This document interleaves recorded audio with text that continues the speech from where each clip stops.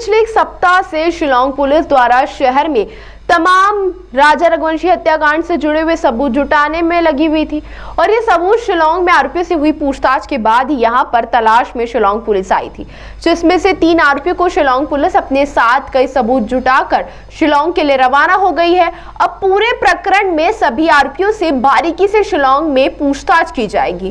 राजा रघुवंशी हत्याकांड की मिस्ट्री भारत के 3 राज्यों के साथ प्रदेश के 3 जिलों से आरोपियों को पकड़ा गया। पूरे मामले में बताया जा रहा है कि सोनम और राज ने स्वीकारा था। इंदौर के हीराबाग कॉलोनी स्थित जिस फ्लैट में राजा की हत्या के बाद सोनम रुकी थी, वहां एक बैग रखा है जिसमें 5 लाख रुपए, पिस्तौल, लैपटॉप और सोने के आभूषण है। उसमें ही राजा की सोने की चेन रखी हुई है।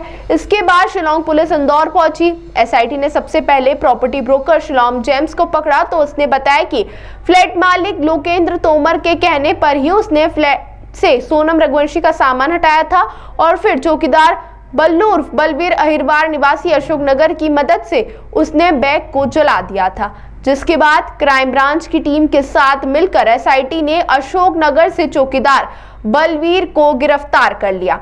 शुरुआत से ही शिलांग जेम्स पूरे मामले से खुद को अनभिज्ञ बताता रहा और कहने लगा कि मैंने सिर्फ बैग जलाया। उसके अंदर जो सामान था वह फ्लैट मालिक लोकेंद्र तोमर ने निकाल लिया था, क्योंकि फ्लैट की 2 चाबियां अक्सर उसके पास रहती हैं। इस पर पुलिस ने फ्लैट मालिक लोकेंद्र की तलाश की तो उसकी लोकेशन ग्वालियर के गांधीनगर इलाके में मिली।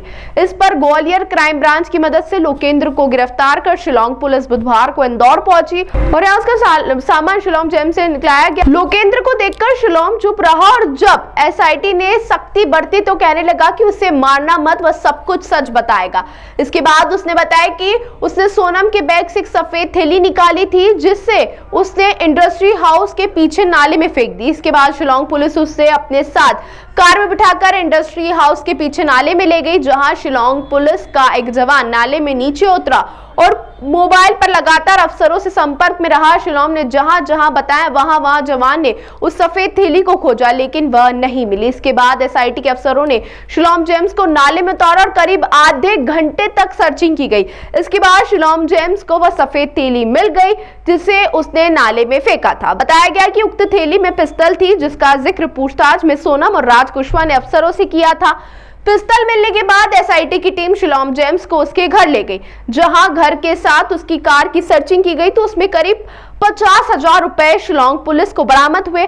पुलिस ने लैपटॉप व आभूषणों को लेकर शिलांग की पत्नी से भी पूछताछ की। हालांकि लैपटॉप और आभूषण का पुलिस अब तक सुराग नहीं निकाल पाई है।